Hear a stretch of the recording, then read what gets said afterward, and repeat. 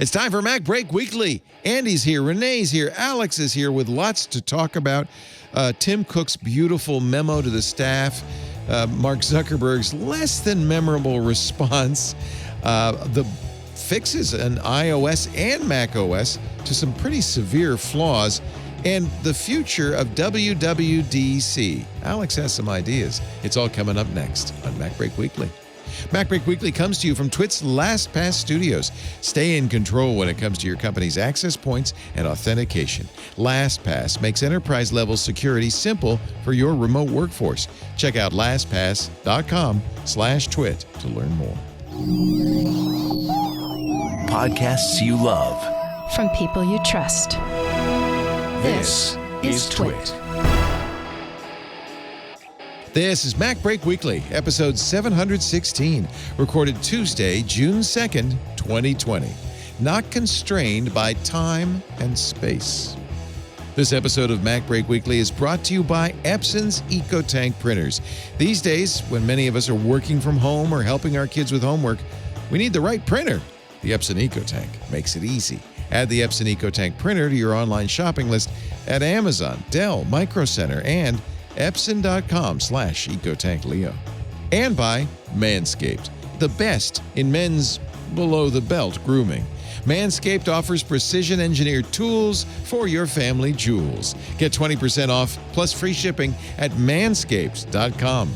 Use the code MacBreak. It's time for MacBreak Weekly, the show where we cover the latest news from Apple. And we try to pay no attention to the news from the rest of the world. Not an easy thing to do. I know my pal Rene Ritchie suffering a little bit right now in Montreal. I could see your posts. You're down, and I understand it, man. I understand. I have it so much easier than anybody sacrificing eyes, limbs, or lives right now. So I just want to support as many people as I can, as much as I can, in however many ways I can. And you're in a country that's marginally more effective, but I don't know if it is, actually, after what you've told me about Quebec. Quebec is an anomaly. It's a struggle there, too. Anyway, Rene, we're COVIDing wrong. Don't COVID like we are. I mean, first the pandemic, then George Floyd, and all hell broke loose, and now the tanks are going to roll into our nation's cities and states. If this was an alternate timeline, several of us, or the people we work with, would all have been arriving, potentially, if it was this week, arriving in San Jose for a keynote yesterday. Oh, WWDC. Very strange world. Yeah, it's a very strange world we live in. If not for COVID. Yeah. Actually, we'll talk about WWDC in just a second, but let me introduce the rest of the panel. Andy Anako also joining us from his bunker somewhere deep within the confines of New England. Good to see you. We have water access if we have to escape. That's a good place to Newfoundland is a very, very long swim, but if things get any worse, Did they close the tunnel to Newfoundland? I thought you guys could just walk. If there's a tunnel to Newfoundland and I haven't been told about it, I'm going to be pretty cross with a lot of people. It's a long walk. Also, we'll get you out, Andy. Thank you very much. There should Rene, be a tunnel got to my Newfoundland. back. I think there should be. I'm willing to start one. The Great Newfoundland Tunnel. I think it's a project. That's got to be a half as interesting episode, like the tunnel that goes through the Bering Strait to Alaska, from Russia to Alaska, that's never been built. It's just got to be one of those stories. Yeah. Also with us, Alex Lindsay. If anybody is in a evil mountain lair, it's Alex Lindsay. He is. I'm surprised he doesn't have a sliding mountain door on his Fortress of Solitude. No, it's pretty. We're just pretty far out. Yeah. So it's all pretty removed screen. from everything. It's all virtual. It's all exactly. CG. There's actually no house. I'm sitting in a. Alex has been in Mars for a generation. Parking lot. Yeah, exactly. He's been living on potatoes for the last 16 years. Exactly. By the way, Steve Carell, have you watched Space Force yet? I tried. No. I didn't. It wasn't me. It wasn't for me. It wasn't for you? I ended up on Mythic Quest, and I enjoyed myself. Oh, really? I did. Yeah. Finally, thanks to you, I think, watch the additional episode of Mythic Quest that they recorded using Zoom. Yeah. That was really well done. That was easily the best episode of Mythic Quest. It was the weird fifth episode. It has nothing to do remotely with anybody. Yes. Was Yeah. What was that, by the way? Who were those people? They were the people who owned the studio before the It wasn't Mythic Quest people Ian. moved in.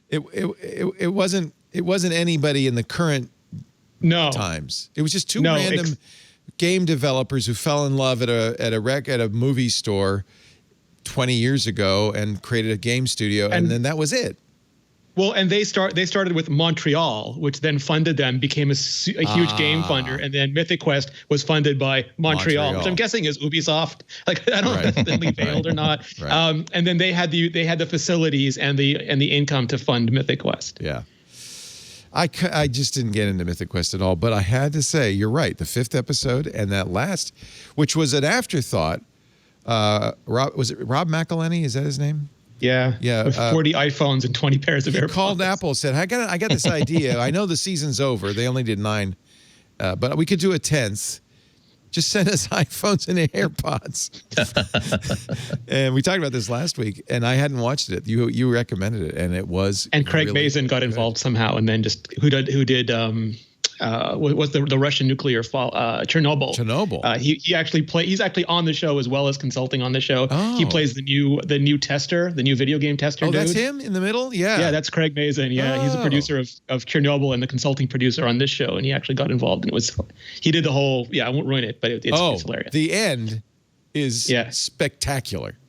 If you like OK Go, you'll love the final scene. That's all I'm going to say. It's really. And if you've ever worked in the industry or tangentially to the industry, it's not as far. The show is not as far-fetched as it might seem. Yeah. No kidding. No kidding. Anyway, condolences to all of our friends all over the world who are, suffering through the pandemic, and then to our friends in the United States, especially our black friends who are suffering even more these days. It's been a really rotten week. And what can I say?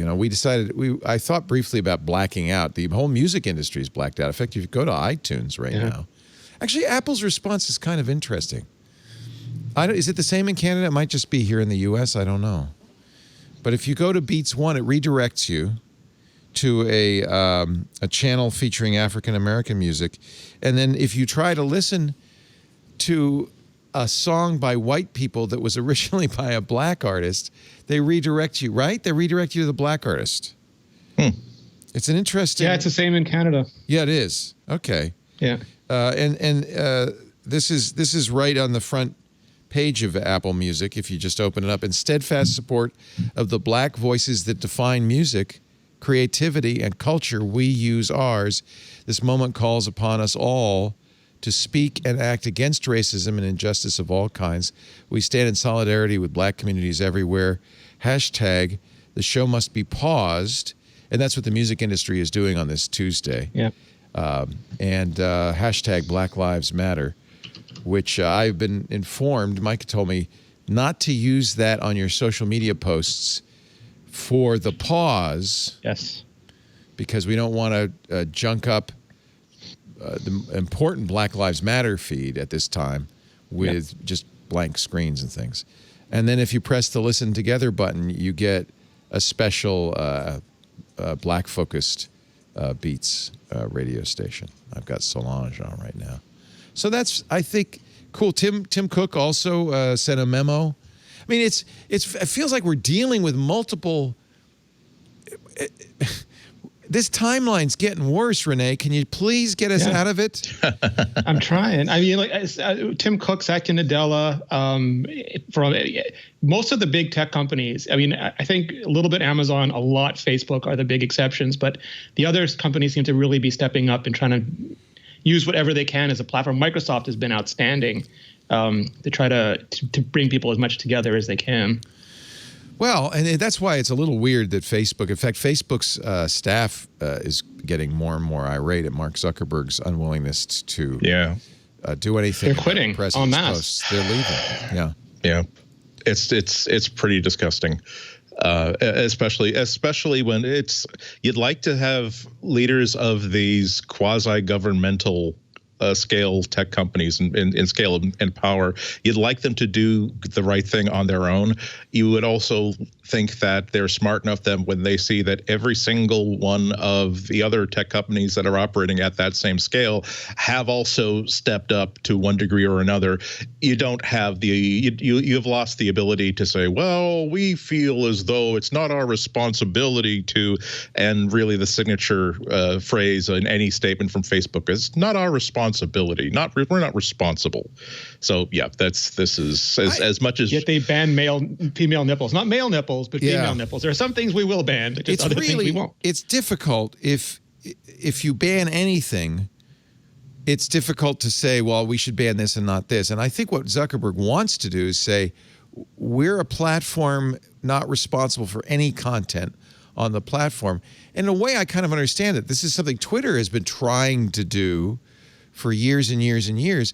It is very challenging. It's very difficult because everybody agrees there's a line. You know, you're not going to have terrorist organizing and recruitment groups on Facebook. There's a line. It's the argument is where is the line? And as soon as you say there is a line, that's when it really becomes difficult.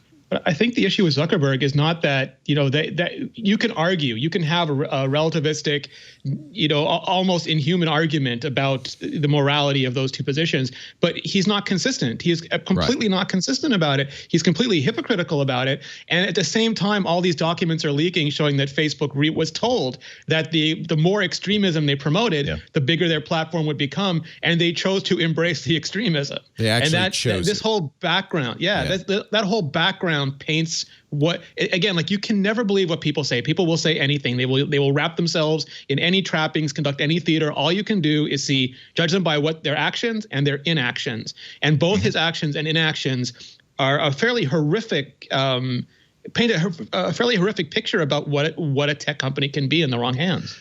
Yeah, compare and contrast to what Twitter did, where not 2 days after causing a ruckus by saying, okay, well, the president lied about mail-in voting, we're just going to put a link underneath it that says, get the facts about mail-in voting. That doesn't say the president is lying. It says here are the facts. It's as mild a rebuke as you could do. Yeah, exactly. And of course it sent Trump into an immediate executive order because this is something that really, really matters to him. But in the face of that, in that environment where the ink was still wet on this executive order, Twitter said, okay, you know what? This tweet about when the shooting starts, this is off the rails crazy. This is inciting violence. We are now at the point where we are leaving this up so everybody can see exactly what this man is saying, but we are labeling that this is something that would immediately get a user banned for inciting violence. This is pulling the tiger's tail and not caring. This is bravery. This is the opposite of what Facebook is doing, which is it is a problem we have to figure out as a service like Facebook or like YouTube or like Twitter, where you're allowing people to speak on your dime to figure out at what point should you exert control over what's said. But what Zuckerberg is doing is saying the easiest thing for us to do is nothing at all. And not only that, but we're going to take that as something that we should be praised for. This man needs to go someplace and think about what he's doing to this world. And his speech with the civil liberties people yesterday was also fairly non-heartening. The civil rights organizations that met with Zuckerberg said his explanations were, quote, incomprehensible. Go ahead, Alex. Because they're not true, and it's very hard to keep that many lies, even if you're lying to yourself. It's very hard to keep that many lies bouncing around your head at the same time. Yeah. Go ahead, Alex. I think the fundamental thing we need to take away is that we shouldn't believe anything that we see anywhere. Not on its face value. There should be no single point of truth. There isn't any. But Alex, that ignores the power. No, I'm not. These platforms have to persuade people. I agree with you. Yeah, I mean, I agree with you. Yeah, I agree with you. So I'm not disagreeing with that, but we have to keep on telling my kids get it almost constantly. Absolutely. Like, don't believe anything that you see. Until you see it 3 or 4 different places that agree to it, until you've cross-checked it and it doesn't mean anything, it doesn't exist. We used to say that until something exists in 3 places when we were making copies of files, until something exists in 3 places, it doesn't exist. And in my case with news, until I've heard it from a whole bunch of different places that don't agree with each other on a day-to-day basis, I think about it very warily. It's really easy. That's mainstream news. I think that minimizes the risk, because it's very easy to. I went back to Facebook during COVID, which I regret, and I'm going to immediately delete my account. But it's very easy to get the same misguided viewpoint from what looks like 3 good sources. Okay, well, it's very persuasive. If I pick what I'm saying, 3 disagreeing sources. So if I see something on CNN, Fox, NPR, Al Jazeera, whatever they agree on is probably somewhere near the truth. Everything else is their own opinion about that, and we just have to, you have really to take things. Narrowing down the universe of truth there, Alex. Well, no, I'm just giving that as an example. I mean, I don't think you could get those 5 sources to agree on the fact that Elon Musk launched a rocket last week. The sun came up this morning. Again, they'll agree on the basic facts. They won't agree on what those facts mean. And so the thing is that and even then, I take everything with a grain of salt. I'm not saying that Facebook and Twitter don't need to do more work on what they're doing. I'm saying that they're never going to fix it. Ever. I agree. And so the idea that we think that somehow they're going to fix this someday, or they should fix it, is Pollyanna. It is a pipe dream. Like, it is never going to happen. What's important is for our education. I mean, and they should keep doing that. I'm not disagreeing with you that they shouldn't take more responsibility, and that they need it. That they're in a big mess, and they don't know how to get out of it, and they're not going to get out of it anytime soon. And it's never going to be right, because the news hasn't been right for most of our lifetime, or all of our lifetime. I mean, I'm in the middle of the news, serving them files and, putting all this stuff in and looking at all this stuff. They're not right half the time, And so the thing is that we just have to understand that we have this thing, like, we should believe, everything. We should be able to take it as a trusted source. Nothing is a trusted source. So the one thing I'd add to that is we aren't. This is our opinion. This is our discussion about what that looks like. The only thing I'd add to that is that we have absolutely unprecedented access to primary sources. I don't have to trust the reporting of anybody. I can see what most people are saying directly on Twitter, and that alone is so horrifying that it's. And I think it's part of what's undermined our belief in the press. I mean, there's been a lot of rhetoric, but I think it's also because we don't have to believe them. Like we can see things that very quickly that aren't that go against whatever they're saying, whether it's liberal or conservative or whatever. And I think that we just have to really understand that as a society, we have to become and I think that it's healthy for us to become very untrusting of everything that comes out of everybody's mouth, and research it and think about it and be critical about it. And all these services, including the news, needs to be better at it. Of that attitude is QAnon. No, I don't think so. Yeah, there's a lot of people who say, I don't trust anything. I'm going to do my own research. In fact, that's, by the way, the motto of QAnon. Do the research. And Facebook, apparently. Because their trending stories have nothing to do with the reality of what we saw this weekend. And where are you going to get these original sources if you don't get them through the media? Do you have some magical system? I listen to a lot of news from a lot of different sources that again I agree. That's almost diametrically opposed. That's a good process. Like listening to the same, like if you're really into MSNBC or really into Fox or really, you're not going to know what's going on. Like you have to listen to all of them to some degree. Now I have, so there's some that I can listen to more than others, but I also, when you listen to all of that, I can listen to something knowing that it's a conservative filter or knowing that it's a liberal filter. Like I can listen through it.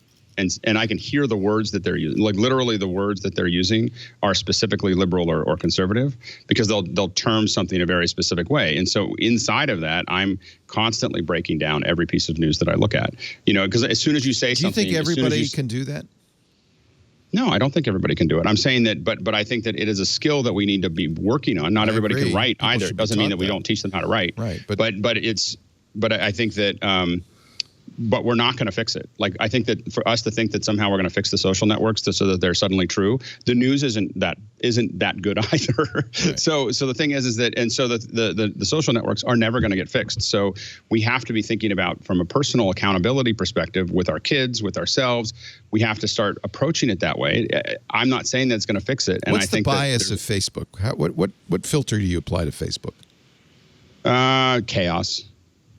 I mean, it's not. I don't think it's one. I think that Facebook is I money. think we don't. I think we actually don't know because there is an algorithm. That news feed is very algorithmic. It's more. I think algorithmic isn't it simple though? It's like they convert attention into money, so they will do absolutely anything to get the most attention possible to make the most money possible. And we're going to end the conversation pretty soon because it's not really our beat. But I think honestly, we don't know what Facebook's algorithms biases are. I think you could say they're biased towards engagement. I'm not fully convinced that's the case. Oh, I think that they're biased in trying to, it's view time. So they're biased on how long, based on what you're looking at and what you seem to like. What can I give you more of, in that area? I think how can I extract more information from you? It's like classic drip marketing on Hulk serum. It's not. I don't think it has that part. I don't think the algorithm has any real bias one way or the other. I think Facebook as a group is probably as a set of people are probably, as a group is probably more liberal than conservative. Oh, I disagree. I disagree. Mark Zuckerberg was on the phone with President Trump on Friday. I completely disagree. Yeah. And Peter Thiel is on his board. Peter Thiel's on the board. And I think you could very clearly, one of the reasons that Trump was anxious to censure Twitter and not Facebook is President Trump knows that his campaign will be using Facebook heavily as it did last time. Yeah. Brad Parscale is a master of Facebook. I disagree. I don't think it's immediately obvious what Mark Zuckerberg's interests You could refuse to take money for political ads and refuse to allow your social graph to be targeted for political or opinion-based marketing, and that would probably remove a lot of the danger. I think it's actually simplistic to say he's just after the money. He's made a lot of money. He doesn't need the money now. That's true. I think that he's an example of what happens when somebody makes an ungodly, and I mean the word ungodly, amount of money and accrues an ungodly amount of power before they spend any time in the real world without that kind of money and without that kind of power. Yep. Because it basically works. It's an apotheotic sort of moment where you believe that the reason why Facebook is a success is because I have godlike powers. I understand things the way that few people in this world do, and therefore, if I say that this is how that Facebook is not a damaging influence upon the world, and that we're not doing bad things with our product, then obviously all these people who are complaining just don't understand the world the way I do. I think he's an arrogant SOB. Right. And I think that the idea of having no limits on his accountability is not the way to go. And having said all that, it's still intractable. I agree with Alex in the one thing. Yes. It's never going to get fixed because it's intractable. It's not. But that doesn't mean that we don't build cars with seatbelts and airbags and crumple zones. We're not going to stop people from getting killed, but we can do something to mitigate the damage or at least document the damage so we're aware of the influence that this sort of thing is having on us collectively. So compare and contrast Mark Zuckerberg's response with Tim Cook's memo, which I thought was beautiful. And here's an example of a guy who is the opposite, I think, Andy. His guy who grew up in the real world, right? Yeah. And he may be very wealthy now, but I don't think it's colored his perception of the world. And he's not founder wealthy, and he grew up in a time and a place where he wasn't even accepted. So it's great. And also in a time when Robert Kennedy and Martin Luther King and people were hugely influential. Yep. He wrote, "Team," this is the memo he sent to everybody at Apple. "Right now there is a pain deeply etched in the soul of our nation and in the hearts of millions. To stand together, we must stand up for one another and recognize the fear, hurt, and outrage rightly provoked by the senseless killing of George Floyd and a much longer history of racism. We've seen progress since the America I grew up in, but it's similarly true that communities of color continue to endure discrimination and trauma. I've heard from so many of you that feel afraid.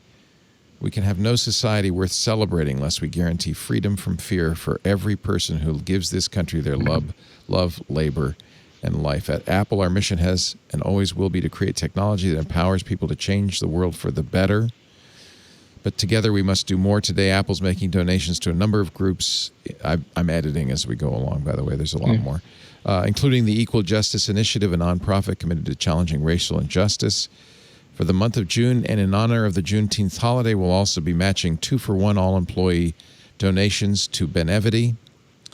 But this is also compare and contrast with Steve Jobs, who, to our knowledge, never once contributed to a charity, and certainly so never he supported my understanding is he did, but his philosophy, his base philosophy was different. He did not believe, he had this theory that you should not pimp your charity, or it removed the motivation for the charity, where Tim Cook feels that if you don't, then you fail to inspire others, and it's I think one of their biggest differences. Yep. But he also did not make it easy as an employee of Apple, as I understand it, to participate either, right? I mean, this is Apple has set up all of these processes for employees to donate and participate. He goes on, this is a moment when many people may want, and this one is, I think, important for all of us, many people may want nothing more than a return to normalcy or a status quo that is only comfortable if we avert our gaze from injustice.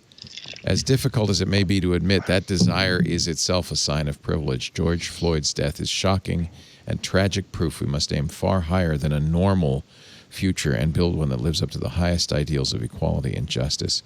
Very powerful stuff from Tim Cook, and beautifully written, beautifully said.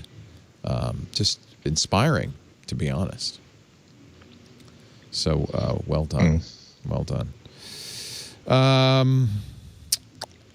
There is news, but this is a challenge for us on all the shows of how. I know that for many we're an escape, right, from reality. That we all want that normalcy that Tim was talking about, but I think we also have to acknowledge the world we're in and the pain that many of us in, and I don't think we should bury that either. So yeah. But we are going to talk about Apple in other ways as well. In fact, we all got an update, didn't we? Suddenly an update to 13.5, which we had gotten days earlier. Is this, I bet you know, Rene, is this the fix to the jailbreak? Yeah, so I mean, it depends on how you want to look at it, because a lot of people who jailbreak will just see this as Apple ruining their fun, or people who are amateur researchers will look at it as Apple closing down their ability to do amateur research, where people on maybe the InfoSec or maybe on Apple's side will say that, this vulnerability has been exposed, and while jailbreaking is fairly benign, there are people who are going to use these exploits for much more dangerous things, and it'd be irresponsible just to leave them in the wild. Does it? And it breaks the jailbreak, right? I believe so. I haven't personally tested it, but that's what I heard people saying. I might be wrong, but I believe that's what the current chatter was. Yeah. 13.5.1. There may be other things in there, but the fact that it came so quickly on the heels of 13.5. Although, Alex, you've always said, do not install the first update. In fact, you say don't install the second update, right? Yeah, I usually try to stay an update behind if I can, but mostly you just let it, especially when updates come out, you don't just go, oh, I'm going to immediately jump on that one. You usually want to let that sit and stew for a couple days or maybe a week, especially if you're in any kind of production. You want to just kind of let it sit there for a second and see if anybody finds anything before you jump on it.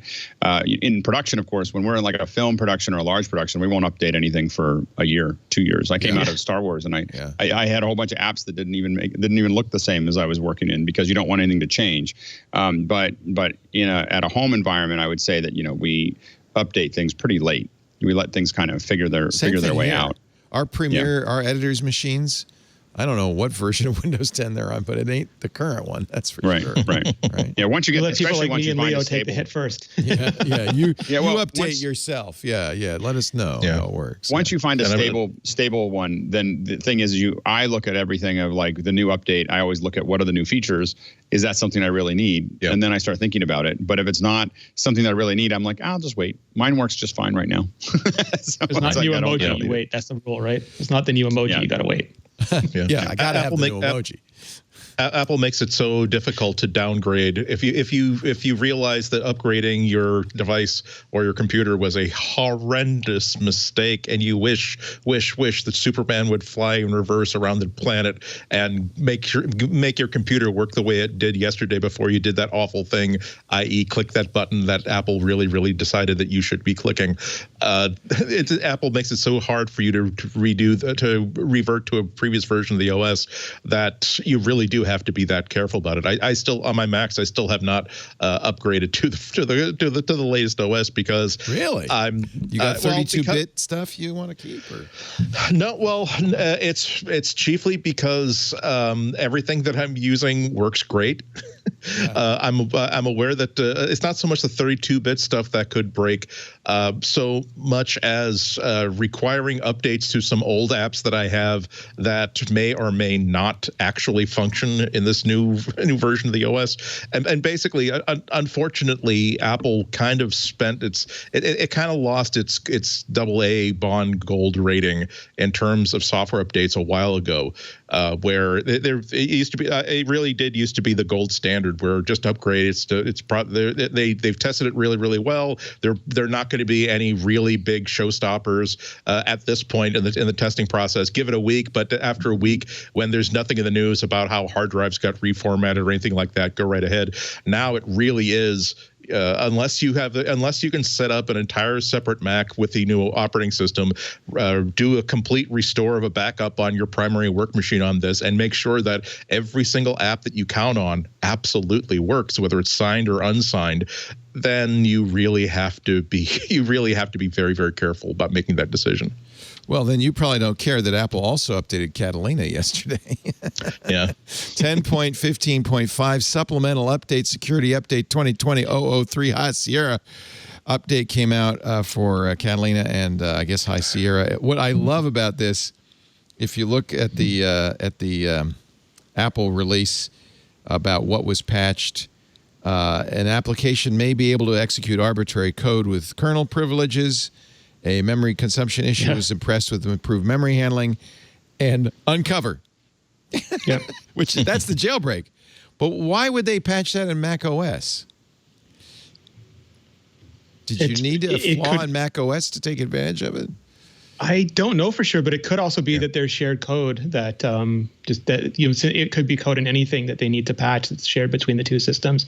Ever since they established a core OS team, that team builds a lot of things that are both like everything from APFS to just so much of the stuff is shared code now that if there's a flaw in one, it's worth patching it in another. So here's the installation guide. Yeah, you do have to use the Mac, it looks like, in Uncover, and then connect iOS via USB. So to install Alt Store, there's several ways to do this. So I guess that's part of why Uncover is in the security update, CVE 2020-9859. It's not the only security flaw. Apple apparently paid a researcher $100,000. Not the highest bug bounty, but a pretty good chunk of a bug bounty. For a sign-in with Apple bug. Bhavuk Jain got the bug bounty because he discovered it and did the right thing, which is went to Apple instead of, saving it for Pwn to own or something, which I'd be tempted to do. Jain said the vulnerability that he discovered resided in the way Apple was validating a user on the client side before initiating a request from Apple's authentication servers. So there's a token, and this JSON Web Token, JWT, could be stolen, I gather, and used to authorize somebody else. Basically, the server was not verifying that the person requesting the token was the same ID as the ID that was being used to log in. So basically, it could present one set of credentials, then another Apple ID could then receive that token and basically get all the permissions and get all the ID authentication that was coming to the original user. You can forge a JWT basically. Yeah, and thereby do anything you want. Anyway, it's fixed. That's a bit of a problem. It's fixed. We can talk about it now because Apple gave him the money. And there was, and I believe there was no instance of it actually happening. No, it was a 0 day, or it wasn't a 0 day. It was prevented from being a 0 day. So this is why you pay a bug bounty. You want these guys to do that. And because it's such a competitive market these days for exploits. There's so much money to be made from both legitimate people, including the company that you're exploiting, and illegitimate people who want those exploits to sell them to governments, nation states, the people who sell them to governments and nation states. Yeah. Perhaps they should sweeten the deal by also offering them a mug that's only available to bug bounty people. There you go. Or just like a T-shirt. Limited edition T-shirt. A challenge coin. They need to send. They need to have an Apple challenge coin. That's a good idea. That would be. That's a great idea. A lot of people would. How'd you get that challenge coin? I found a bug in iOS. I decided not to bring the entire fake system down and watch the world burn around me. I fixed OpenSL. OpenSL. I just fixed that. No big deal. Hey, let's take a little break, and then I do want to talk about WWDC, which we would be fondly enjoying right now, but will be soon in a different way, and what they might announce, including iOS 14. Some news about that, at least a rumor about that coming out. Our show today brought to you by Epson and those great EcoTank printers. As many of us work from home or have to teach our kids at home, and you need a nice printer, but color, right? But you have to worry about running out of ink. Where are you going to get an ink cartridge these days? You want to make sure you have the right printer. It's the one we have at home, the Epson EcoTank. It makes it easy. These super tank printers have super-sized, easy-to-fill tanks, and they come with a ridiculous amount of ink when you buy them. Enough to print thousands of pages. In most cases, a couple of years. I'm still using that first set of ink bottles. But when you do need to replace it, those easy color-coded ink bottles make it very simple to refill, and then you get another couple of years, thousands more pages. There's Shaq marveling at the ink bottle refilling. He really is enjoying the refilling of the ink bottle on that website there. No more rushing to the store to replace an ink cartridge in between print jobs. Actually, when I got the EcoTank, I think I bought a second set because I figured, well, now I'll have 4 years. Kiss expensive ink cartridges goodbye, because EcoTank is changing the way people print. Go ahead, print all your work reports, your task lists. Do those kids' assignments in color. They're going to wow the teacher. EcoTank makes it easy. So add it to your online shopping list so you too can, like Shaq, just fill and chill. He's a very sweet guy, I got to say. But he's big. He's scary. He makes that printer look kind of tiny. Check out the Epson EcoTank printers. You'll find them at Amazon, Dell, Micro Center, and of course, Epson.com/EcoTankLeo. EPSON.com/EcoTankLeo. I've been an Epson user since my first computer with my dot matrix Epson MX80 printer. We've come a long way, let me tell you. I love those Epson EcoTank. I got 2 of them. Epson, exceed your vision. Okay. I like the front page with the memojis at WWDC. We are going to be all virtual, yes? Yes. Do we know anything there? Do we know? Should I download the app? What should I do? Yeah, if you want to enjoy the work of one Serenity Caldwell, you should absolutely download that app. What? What did Serenity do in the app? Serenity is, I forget her exact title, but she's on the evangelist team and doing content for the developer app. Oh, so like video content or drawings or like blogging Writing? And all sorts of amazing. Nice. Yeah, all sorts of amazing stuff. So if you've been dying for some Serenity Caldwell, like I have been. She is. Yeah. We were talking earlier on iOS today how so many people we know have gone to Apple and then just disappeared. But it happens. It's just because they're big companies. Like we have a number of friends who've, like Alan Malventano, who've gone to work for Intel, and poof, they just. Then there's Christina Warren, who is bigger and brighter than ever. Yeah, no kidding. I like that. Yeah. That's a good point. Yeah, she's not disappeared within the confines of Microsoft. Yeah. But so many people have gone. I mean, I never hear from Nathan Oliver S. Giles anymore.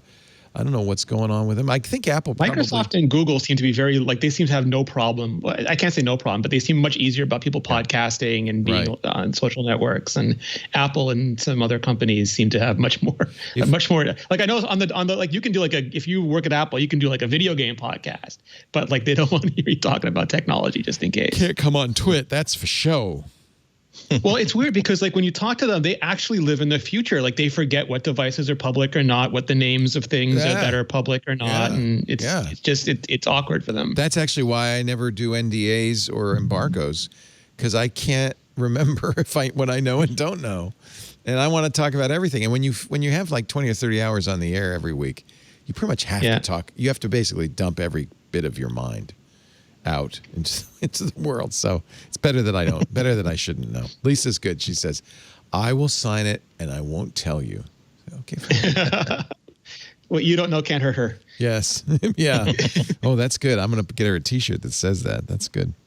So what the best thing I think about developer conferences going online is we really enjoy Microsoft Build. Everybody's invited. What's normally a very hard ticket to get now is everybody's got one, right? So I don't know That's if the a ticketed lot of part denim changes jackets. because Yeah. well, I think you have to win one of those little contests to get the denim jackets this year. But like Apple, for a few years now, Apple's been amazing at posting, like live streaming a lot of the stuff, especially After stuff that the comes from the fact, bigger you bet. Yeah. conference. Well, even some of the stuff has been live streamed, like not just the keynote, but State of the Union and whatever has been in that big central hallway has almost always been live. And then the rest will be released later. And even for the last couple of years, they've had some sessions that were only live to tape. Like nobody could go to them. There were so many sessions they couldn't fit them on the schedule, so they would just come out virtually, and you'd have to go and check the listings to see what the unaired shows were. So that part doesn't change. It's just like what's interesting to me is some of the biggest value for the people who do get tickets is going to the developer, the design, and the App Store labs where they can talk to the people who maintain or either wrote or maintain the code, or will give them design reviews, or will give them advice about how to sell on the App Store.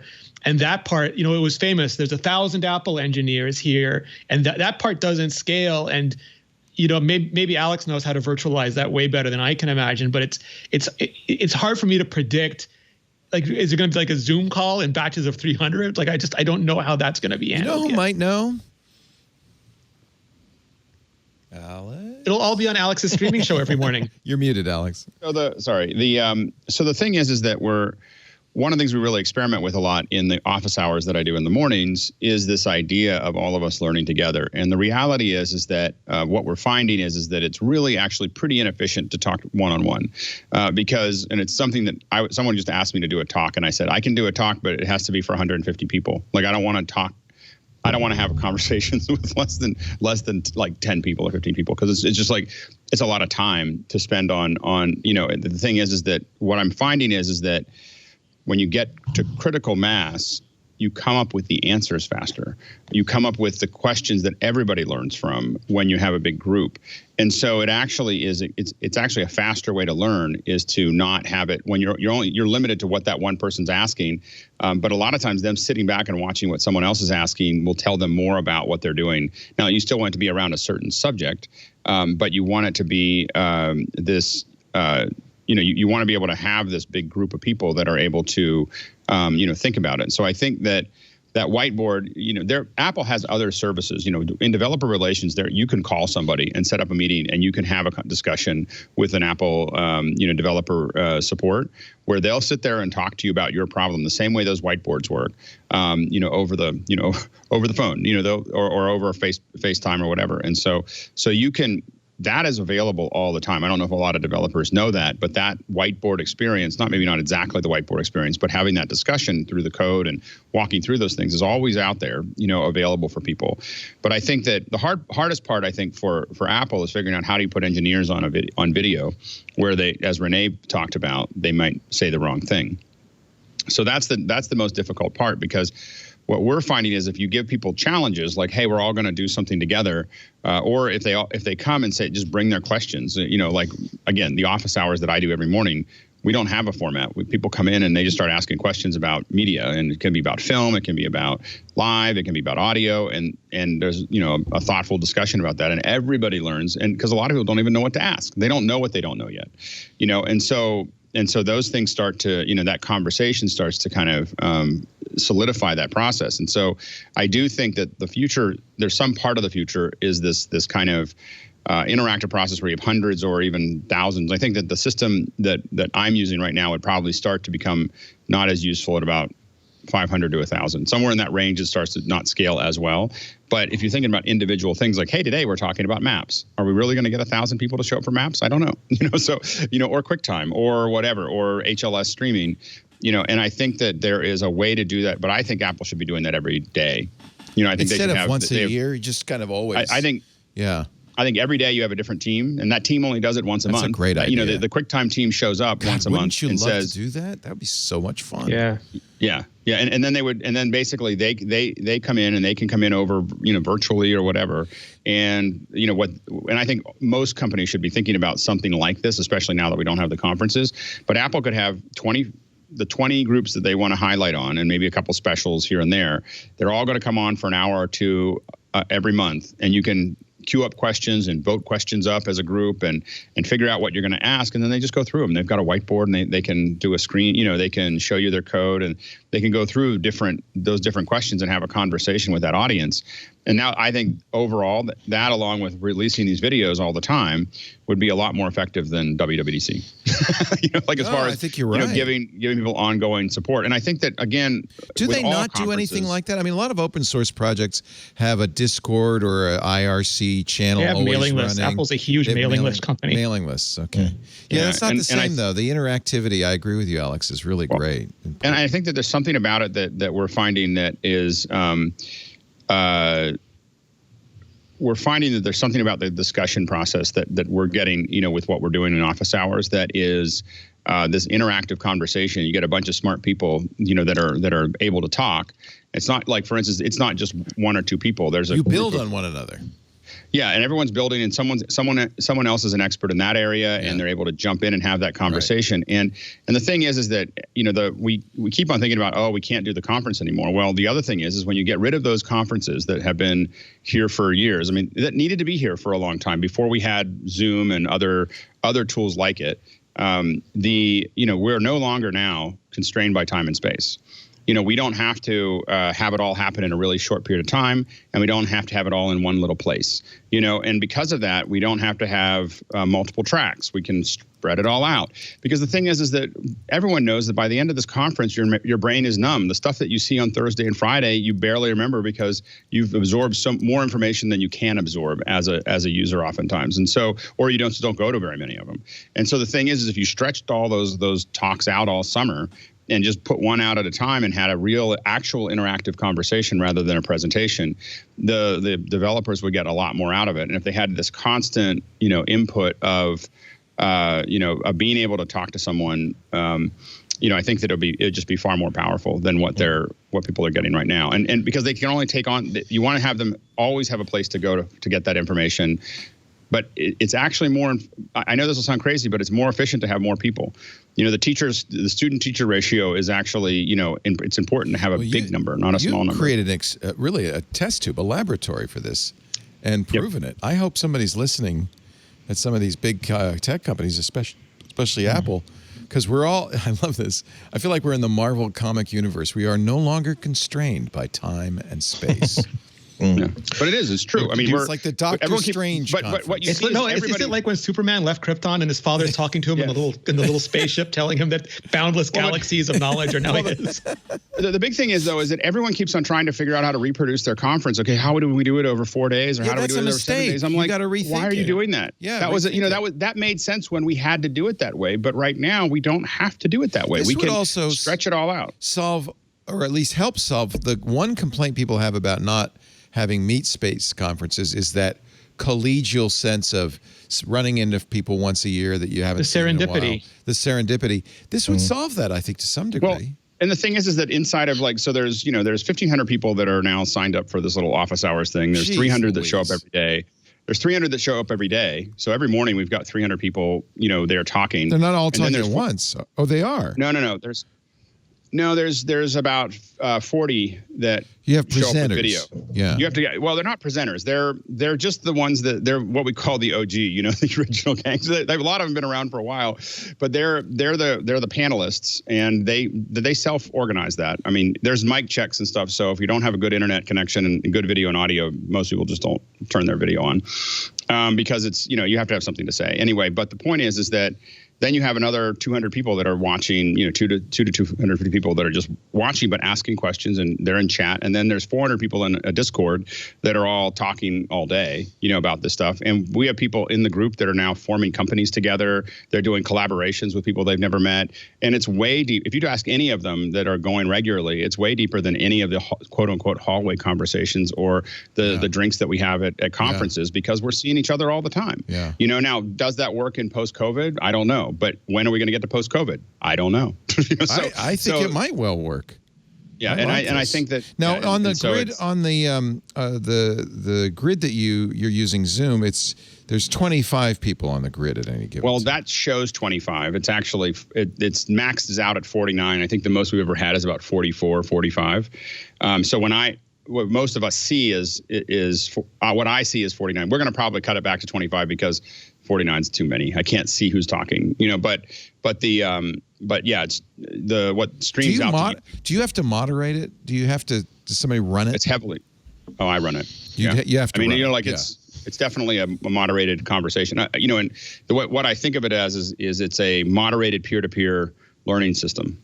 So it's heavily curated. Because there's a set of rules of engagement of how people interact and how they raise their hand and how they ask questions. And, it's very structured, because without structure, you can't scale, and so there's a lot of structure to it. I think a lot of people think that they're just going to have a conversation and it's going to get bigger, but it has to have a lot of structure, and so that structure is around, mostly around respect, having a useful conversation, having it be pleasurable to listen to, have it be informative. Those are all things that, it's a clean show, it's, there's a lot of, those types of things. And so we work on that. And then you just keep on engaging with the folks that, keep showing up and provide useful information. And it's a wide range of really high-end pros in different areas, from filmmaking to live to the folks that are selling the gear, the folks that are using the gear, everything is kind of there. And as it gets bigger, it gets smarter. I don't mean to keep talking about it on here, but I think that when we think about WW and all these conferences, I think that it is what we're experimenting with I keep on feeling like there's something here. I don't know if it's exactly this thing, but there's something here that is, most people who are going to it regularly are saying this is the most, they've learned more about media production than they've learned in years, but it's not, there's no classes, we do have second hours where we talk about something specific. So today we were talking about how to do remote music production between Pro Tools and Logic, and, people were actually sending music back and forth in multiple states.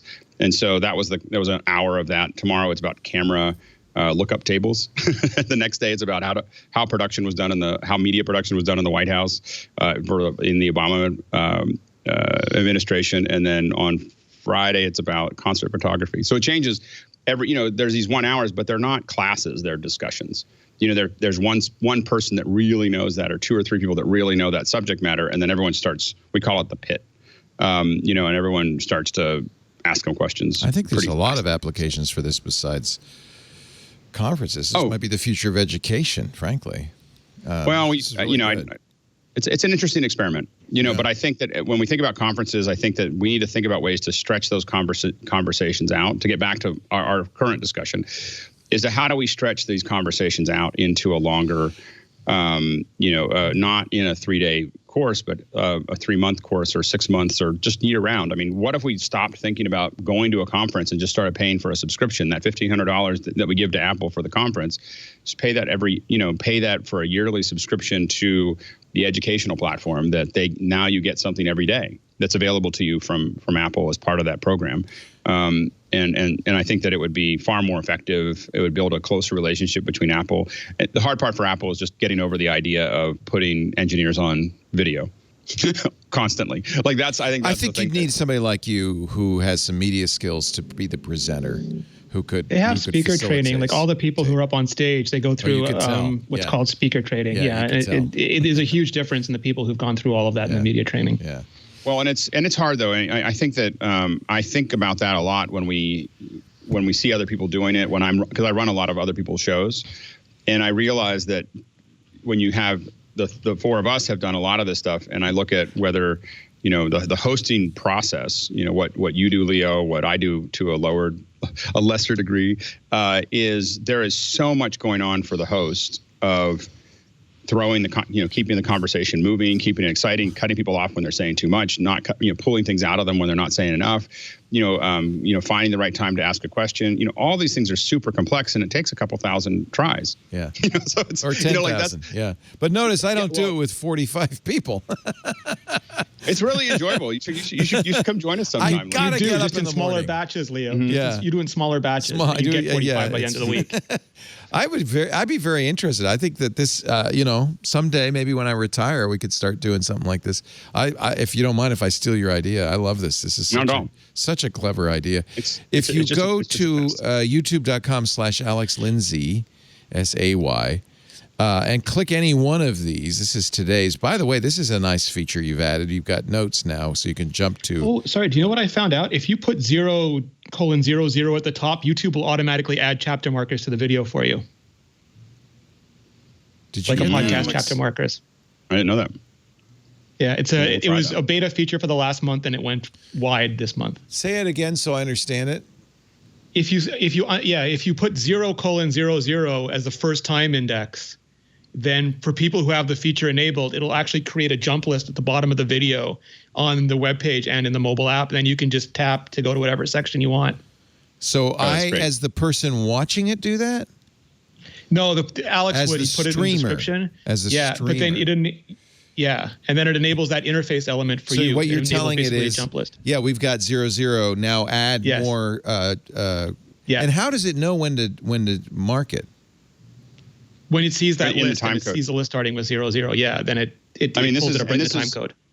This is Jeffrey Powers, who does a lot of YouTube work, and he saw it. He couldn't stand the fact that I was just streaming it, so he was just like, "Let me take that over." Yes, so he does. He does. But he's doing it manually. He does. So, I think he does it during the show. So that thing is he does it while he's listening. It's still so I think manual. That thing pops up right out. Somebody has to push a button, or you just enter it in the comments. It's still manual. Like you have to tell it. Yeah, you have to tell it where the jumps you want are, and then but it'll create the interface for you once you make the proper list. Yeah. Here's the YouTube help article, which I thank the chat room for finding. Video chapters to help you more easily navigate videos. Yeah. And it tells you exactly how to turn that on. So somebody is writing this stuff, still has to write this stuff down. Yeah. I've been using it for reviews because some people care more about one, especially when the videos get longer. Some people care more about one section than another. Yeah. Well, you always, Alex, you always have to have a secretary for any meeting, and I'm glad you now have a designated secretary to take notes. He's a lot more than a secretary, but he's good at coaching me on because I'm like YouTube, I'll put it up there, we'll see how it goes.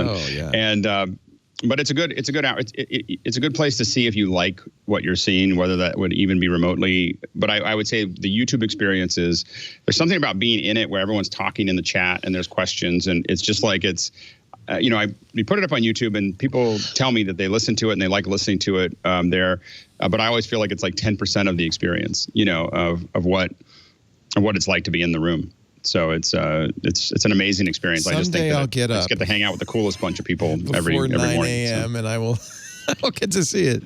The group starts assembling at 6 a.m. The presentations begin at 7, and then there's the third hour. We basically do Q&A. And that's all there's Pacific basically time. 7 to 8 is Q&A. So it's just any questions that come up, we just answer them. And then 8 to 9 is some kind of thing. And again, I think that pertinent to this conversation is just that I think that there's something about it that I hope folks that are thinking about conferences look at as a possibility of constant conversation. Yes. Oh, I'd love it if Apple just started doing this. They've got the resources to do it. And they have the mechanisms now with things like the Today at Apple at Home. They're starting to learn how to have people produce and post video on apple.com. I've always thought this whole COVID thing there would be benefits as well as detriments to it. And obviously we know about the detriments and the companies going out of business and the 25% unemployment in the United States and all of that. But we're also learning some new skills, and thank goodness we had the technologies to take advantage of those. So well, and I think that there's such a huge opportunity. The reason I'm pushing so hard is that there's such a huge opportunity for us to include the rest of the world. When these physical events cut out so many people, they cut out the opportunity for people to be part of these conversations.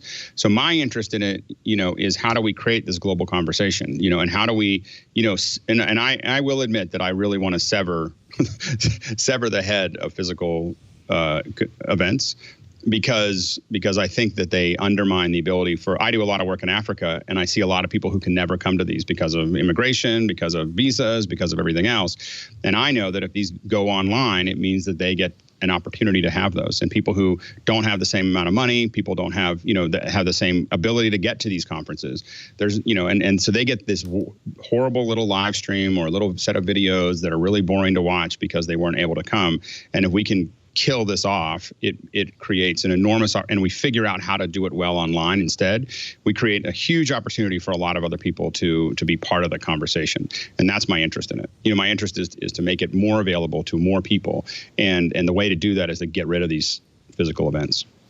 So in 13.5, Apple released the API. Google's done the same on Android for the exposure notification.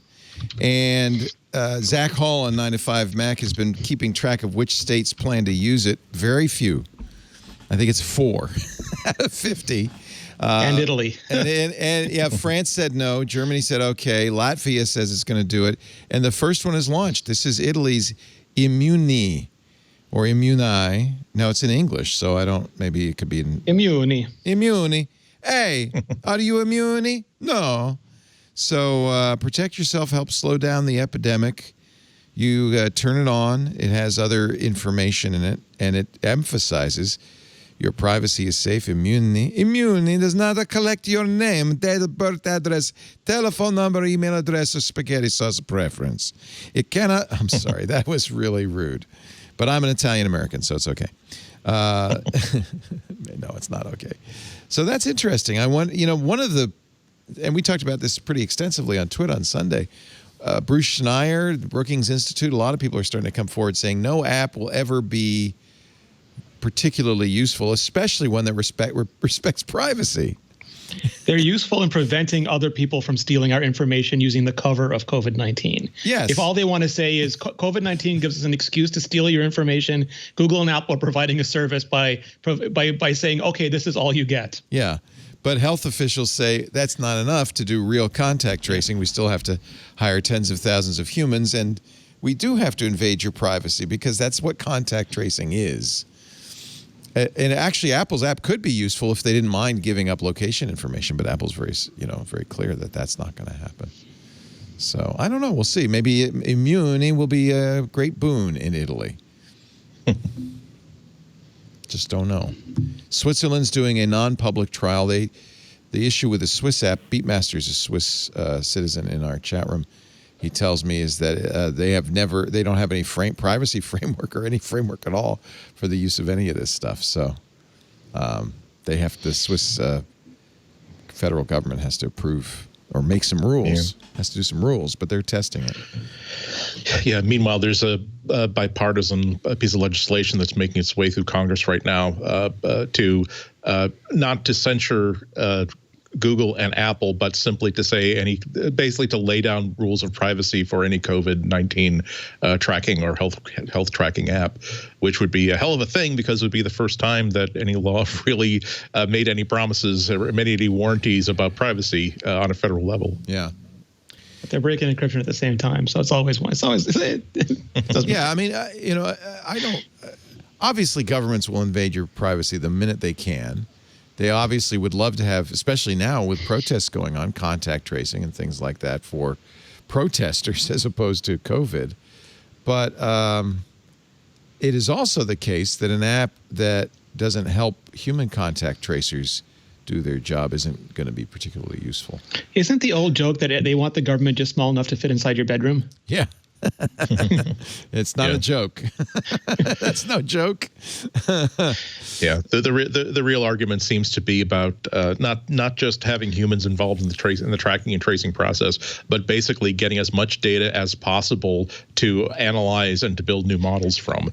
And unfortunately, the most useful apps will provide the greatest amount of information about where people went, how much time they spent in a location, what kind of a location was it, what kind of people were they hanging with, all this other sort of stuff. And unfortunately, that's the sort of fine-grained data that is absolutely a no-go for privacy. Yeah. There's also Well, they've proven that, right? Like if they hadn't violated our privacy, maybe we'd be more trusting of them, but it comes on the heels of demonstrable violations of privacy over the last few years. Exactly. I don't see. When I saw it coming out, I was like, no one's going to put this on their phone. No. Even if it's private, and even if and it's not useful because it doesn't give health. I mean, if you're a contract tracer, what you'd love is if I could give you my phone and you could see all the places I've been and all the people I've run into. So that they'll just make Pokemon Trace, Leo. That'll solve that problem. Everyone will download it, and we'll be playing Pikachu while giving up all our data. It's one of the reasons, honestly, I feel like we're kind of stuck between a rock and a hard place in the U.S. because we're individualists. The countries that have conquered this are have much more collectivist societies, and people are willing to do stuff because it's for the good of all. Here in the United States, we're basically cowboys. We're out there and saying, nope, not on my watch. So I guess COVID's here to stay. I shouldn't be so pessimistic about it, but I just. What about this issue with iOS Mail having a critical security flaw? It says iOS and iPadOS users should install Apple's latest security updates immediately. Germany's Federal Cybersecurity Agency has issued a warning. The vulnerabilities were actually discovered first in the U.S. by ZecOps, which is a security firm. And it's a 0-day. They were being actively exploited. In fact, they have been since January of 2018. Apple says we found no evidence they're used against customers. Yeah. It's this weird thing in computers that, I mean, like over the same week, we saw an iMessage or a text string that would destroy your iPhone. There was an image that people try to trick you into putting on your Samsung phone that would destroy your Samsung phone. And there's parsing is the enemy of security, whether it's Unicode parsing or emoji parsing or image parsing or anything that requires data to be fed through a parser. It seems like some bad actor can malform that data in a way that causes nothing but destruction. Steve Gibson's always said interpreters are the biggest flaw. Yes. Yeah.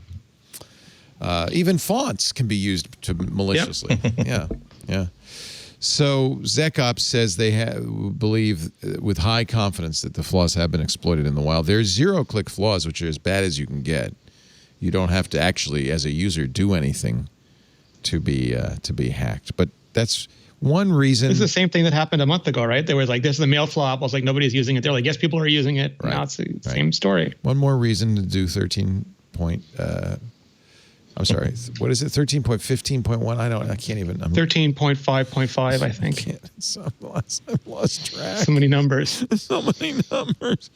I hope you got your MacBook Pro because Apple just doubled the price of RAM on the entry level. So that's actually not the case. Oh, it's not. Okay. I found out about this. Yeah. So when it initially Apple, if you look across the website, across the pricing, it's always a $200 increase for RAM. When it first came out, it was discounted.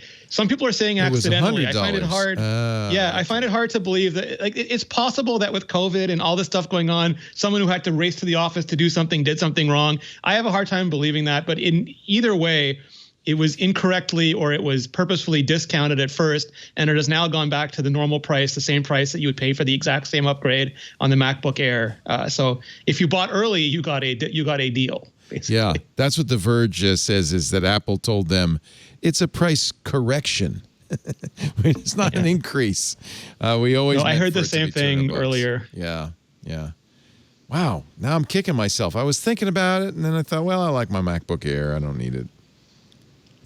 But I ain't using no 8 gig RAM machine of any kind. And some people wonder, like they're always like, why is the RAM so expensive? And the thing is, it's just an easily digestible marketing ploy. Like if you go to almost any store, there's the bad microwave, the decent microwave, and the premium microwave. And some companies have the crappily built laptop and the decently built laptop and the super awesome built laptop. And Apple has just always found it to be understandable to humans, and we're willing to put up with it, that they'll make all the MacBooks built with the same quality, but you'll pay like $200 for every RAM increment. And it's the lunacy of marketing. Well, we used to have an issue where, I mean, because with many products, the feature set and the quality of the feature set are two very different things. And so just because they say they're all the same doesn't mean that they are actually the same. And when there's a huge price difference, it doesn't mean that someone's overcharging you. It might mean they did something else. And one of the things that we learned in the 90s was that our Macs would be much more. If we went through a lot of trouble to check the RAM, Electric Image back then made a RAM checker that you'd leave on all weekend, and it would literally go through every register one at a time and just keep on working through it. And if it saw anything, we'd replace it with another piece of RAM. And we found that it was the number one predictor of how stable our system was going to be was how good our RAM was, and how we could do things that you just didn't think were possible with the computer. But like we had 7 million objects or I think it was 750,000, not 7 million, 750,000 objects in Avid. But that comes from everything being tuned, including all of that RAM. And I don't remember how much RAM got sent back to make that work, but it was a lot. We went through a lot of RAM that was considered completely acceptable RAM, high quality RAM, that if you really went through it, there were some registries that weren't totally flat. And so the RAM is a huge deal, and so buying cheaper RAM, is not going to necessarily get you a more stable machine. It's definitely worth paying for. It's the thing that is going to keep your machine running. Getting rid of spinning drives and having high quality drives and high quality RAM. That's what it's constantly going in and out of your computer as it works. And if it's not at the highest quality, you may have unpredictable results. Well, and of course, Apple RAM is not upgradable. You get what you get, and that's it. So on the laptops, yeah. Yeah, the laptops, yeah. So if you're getting it, get as much as you're gonna need. No one ever feels like, darn it, I got too much RAM. I have a 64 gig RAM iMac Pro. I probably didn't need to buy all that. You'll find you're just not working. You're just not playing hard. Yeah, that's all I'm saying. Yeah. You can keep the entire season of The West Wing in RAM disk. I actually forgot that. I think you talked me into it, Rene, because I got the 10-core iMac Pro. Yeah. And I forgot that I opted for all of that RAM. And the other day I was looking at the specs and I went, what? Well, I mean, if Alex sent you some more computational photography images, you could make use of that. Oh man, hey Leo, if you don't feel like it's working hard enough, we'll just get me a login and I'll just start sending stuff in your computer. You'll just look over and your computer is like white hot, like it's like glowing. It's like SETI at home, but with Alex smiling at you. I have that the menu iStat menu bar which shows all the cores working, and basically they're going, you got anything else? Is that all you got? Did you see the file? I can send you the files I sent to Justine. When she got the Mac Pro. I know. We lit that thing up. I don't really have a lot of photogrammetry applications in my life yet. That's just because you don't know how to do it well enough. Leo, you would love it we'll have to have a session. Honestly, if I'd got 32 gigs, I wouldn't have noticed the difference. In fact, probably wouldn't have noticed the difference if I'd got 16 gigs. I'm thinking. Well, that's until this channel goes 8K, Leo, and then you'll be wishing for more. I a little bit overbought on that. But let's put it this way. If I'm sitting here using my MacBook Air and I then go to my iMac Pro and I don't notice the difference at all, I think I overbought. I think Apple got really good at Apple got really good back when they were stuck on the low power DDR3 RAM of doing everything they could, like memory compression and really fast SSD swap to make all that RAM feel as big as they possibly could. And the side effect of that now is that people are like, I don't really need RAM, turns out. So what color are you going to get? You're going to get lava pink. You're going to get... Ooh, baby. Ooh, baby. The Powerbeats Pro. This is the big hardware upgrade. All the Power Ranger colors. The Power Ranger colors. Wow. You get your spring yellow. your raspberry red, I'm sorry, that's Fruit Loops. Your spring yellow, your cloud Green pink. clovers, triple hots. I'm sorry, that's Blue diamonds. Blue diamond. That's Lucky Charms. That's Lucky Charms. I'm sorry. Lava red and glacier blue. They're pretty. And they're in addition to the other colors. They're not instead of. So you can still get the black and the white in the. Do you use your Powerbeats Pros? I use them only because my ears are so mangled from years of grappling. Like I'm wearing an AirPods Pro in this year, and it will stay in mostly, but the regular ones don't. My left ear is better than my right ear, but the Powerbeats Pro go around my ear. So if I'm doing anything active at all, I need like that full ear cuppage to. I should get some of these for Lisa. I gave her my AirPods Pro. I think, and then I had a bunch of other like a Jabra and I think I fried everything that had a micro USB. I must have a bad cable or adapter somewhere. Oh no! Because all of a sudden, because it must be possible. For sure. Yeah, I think I fried a bunch of stuff. All of a sudden, nothing will charge. So now I have to figure out where it was. I'm plugging it in. So maybe it's time to get something. The advantage people will buy like $1,000 headphones, plug them into dollar store cables, and then wonder what happened to them. The advantage of Type-C and Lightning is, they're not using micro USB. That's the advantage. But remember there was that Google engineer who had to rate every single one of them on Amazon until they got their act together and started making safe USB-C cables. Yeah, that's right. So maybe I should get. These are expensive though. These Powerbeats Pros, right? Yeah, $249 US. Okay, same as AirPod Pros. They don't have do they have the noise canceling or no? No, they have isolation, not canceling, so there's no active process on them. They just stick in your ears. Yeah. Yeah, just a quick comment. Cables are. I've decided the cables are like socks. That at some point you should just throw out all of your regular socks and just replace them with new wonderful ones. It's not that expensive to simply say how many USB-C, how many Lightning cables do I actually use, and then say, okay, I'm going to throw out every single one of them, or at least I'm going to put them in a Ziploc baggie and put them someplace that's kind of hard to find in case I really, really am desperate for a cable, and I'm going to replace them all with really, really good cables and just solve that problem immediately and permanently. Yeah, we're seeing just so many problems where things are just not. It's not that they're not completely working. I mean, it's not like they just plug them in and it doesn't show up. It's that we're seeing all kinds of instabilities, like just odd instabilities related to cables. That it's just a very wide range. I'm following Andy's advice, and I've been slowly getting rid of ones that I don't know where they came from, or they're not beefy enough, and everything else, because it's just there's something about USB-C that is far more sensitive. It's probably a lot more data. So it's USB-C and Thunderbolt seem to be a lot more sensitive now than they were before, and then make sure that they're clearly marked which one they are, because they're not the same. Yeah. Not that I'm bitter. Absolutely. Yeah. Let's make the same plug and then make all the cables different. It really is like going through a memory lane too. Like you can actually, it's almost like going through a scrapbook saying, oh, that's the one I bought at the CVS pharmacy in Central Square in Cambridge because I forgot the charger and there was a Starbucks nearby. Oh, that's the one I bought in Chicago because I thought I'd brought a Lightning cable, but actually I brought a USB-C cable, and so I couldn't charge my old iPad.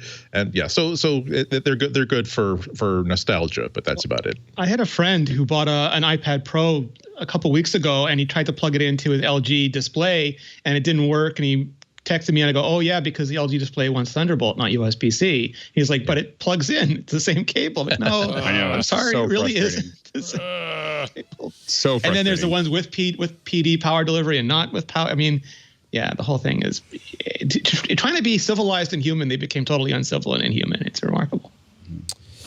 Gal Gadot. This, I think the world, one of the things we've always needed in this world is a Hedy Lamarr biopic. And it will starring Wonder Woman? Starring Wonder Woman. Man, that Apple has ordered Hedy Lamarr starring and executive produced by Gal Gadot. Do you think this is intentional? Like they've got Captain America, they've got the Hulk, they've got they've assembled every single Marvel and DC hero on Apple TV. That can't be They don't have any accidental, Marvel content, but they have all the stars. Yeah. That is interesting. No word in the Apple press release on how much they paid for this, but Apple has been writing some hefty checks Well, I guess Martin Scorsese couldn't sell his next film, and then Apple was like, "Yeah, we'll give you $180 million." $180 million for Killers of the Flower Moon. Leonardo DiCaprio, Robert De Niro, Martin Scorsese helming, as they say in Hollywood. It's Boffo. And here's why this should really worry theater owners and theater distribution and that whole process is that fundamentally it just didn't add up to a theater, but it did add up for online distribution.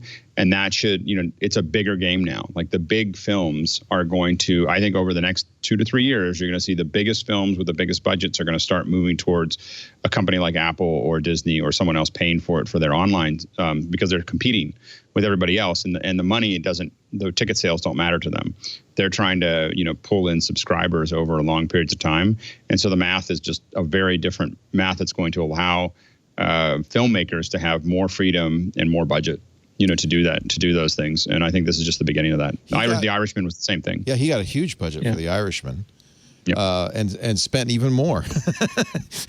Right. I didn't know, though, that Scorsese has a long relationship with Apple. He was in an iPhone ad, but he also apparently directed a scene in his movie The Departed using iChat. Mm-hmm. Not only that, but there's actually footage in The Wolf of Wall Street that was shot on an iPhone. What, really? Because with special, they needed one of the shots on the special effects shot list was we need a shot of like on an airplane above the seat, the fasten seatbelt sign on, and so the special effects guy was just on a plane and just held up his iPhone and then like you just recorded what was there, and then like at a meeting, so, okay, well here's the sort of thing that we're going to be going for because I shot when we actually do the real thing, and then Scorsese said, well, why don't we just use the real iPhone shot? We're good. Like, oh, okay. And apparently that's happened in quite a few really famous movies where they've taken like the sample shot on the iPhone and it's ended up in some really, really famous Okay, movie. We're going to office hours now with Alex Lindsay. So what would the challenges be? I mean, it's high quality, it's 4K. Color matching would be tricky, but there's software Depth of to field. do that.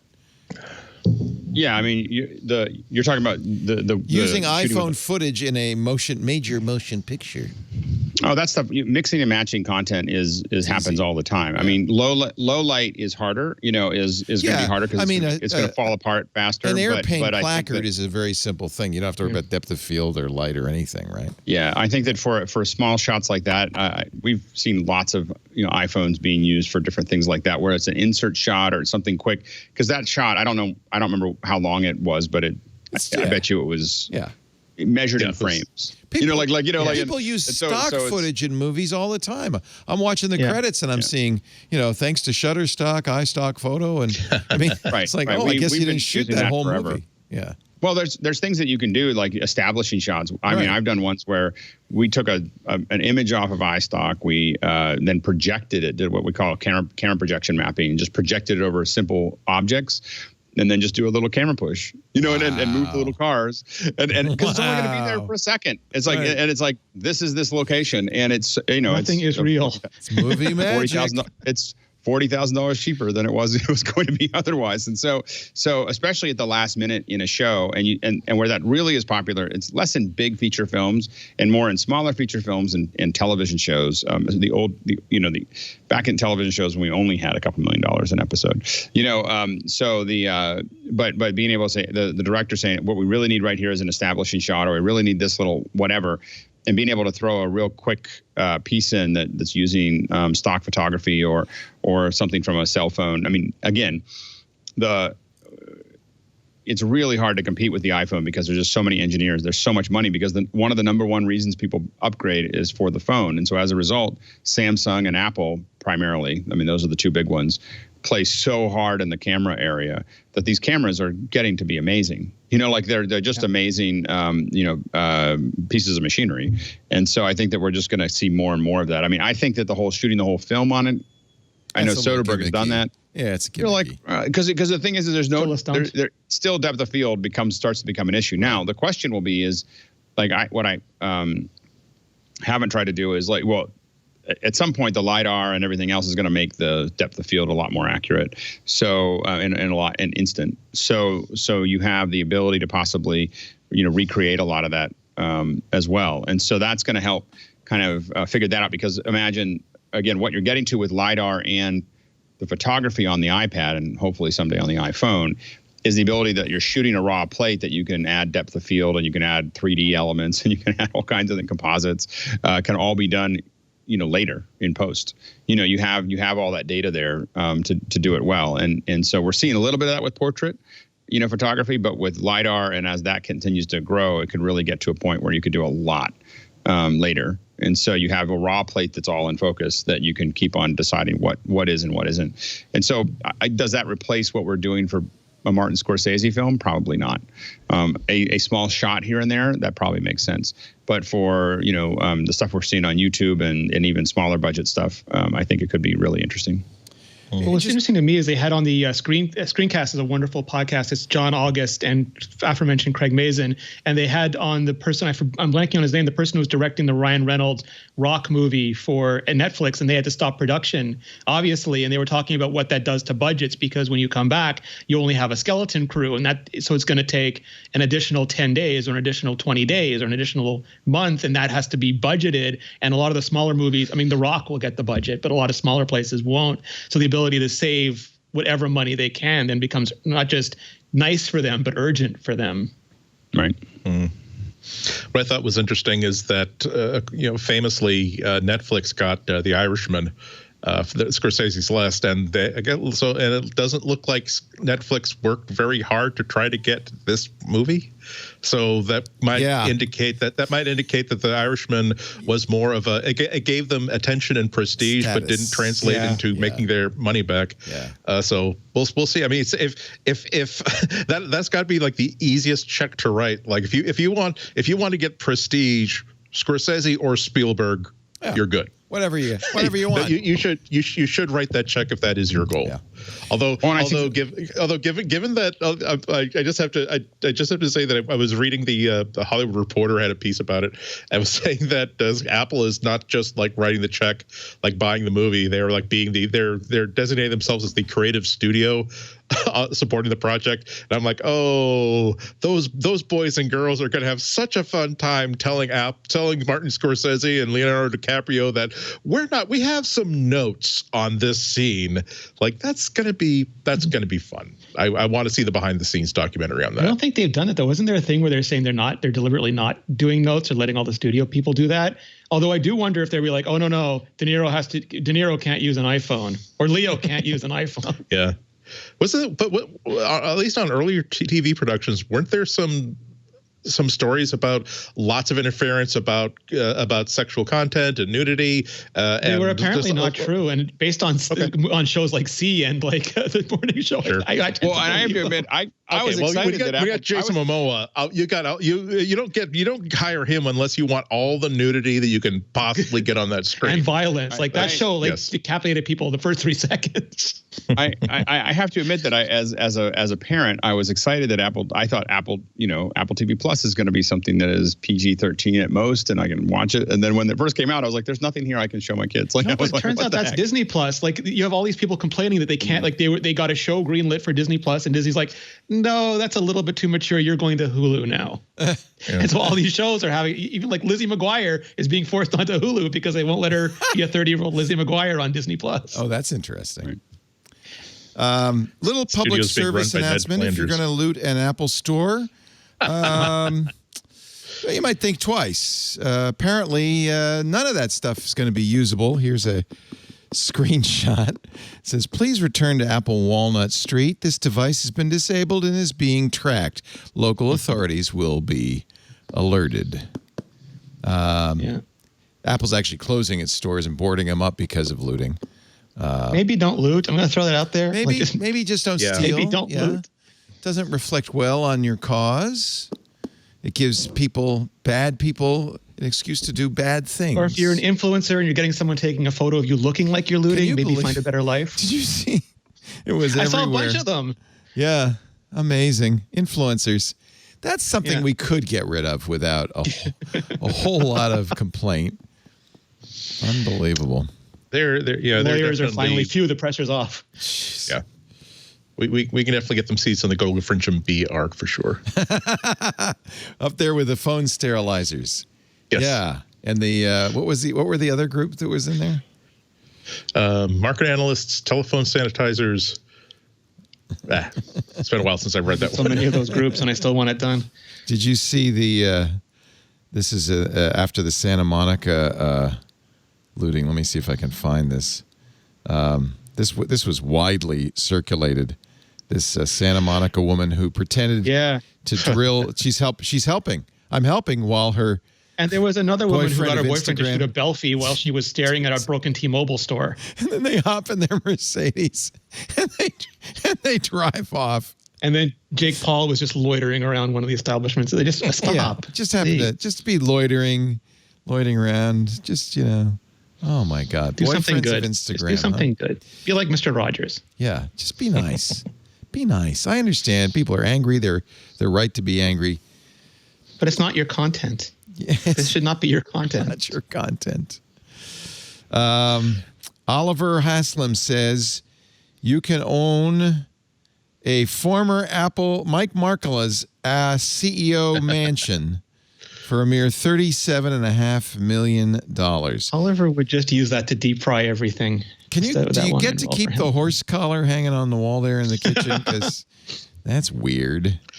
I've heard of staging a property for the listing, but I'm not sure what they're marketing towards there.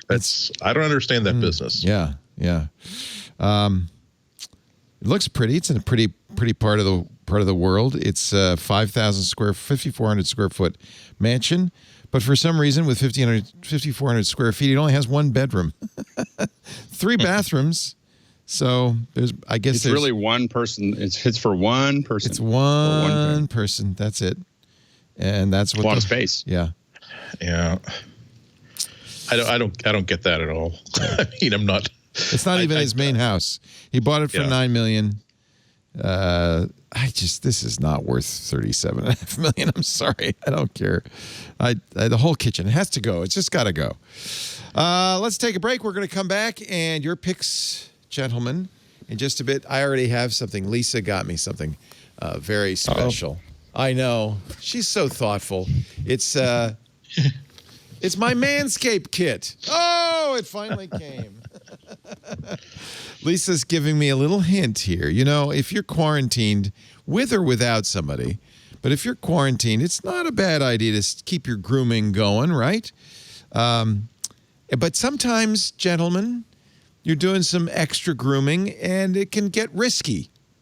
You ever experience unfortunate occurrence below the waist? That's no fun. That's why you want the Manscaped Lawnmower 3.0. This sounds like I'm making this up, doesn't it? It is the greatest trimmer. Actually, I've used it on all sorts of body parts because it is the greatest trimmer ever made. First of all, ceramic blade, cutting edge, but will not cut you. And it is 7,000 RPMs. That does 2 things. First, it makes it much smoother, much more reliable, much less likely to pull, chafe, or cut. But it also is, I'm running it right now. It's very quiet. I could.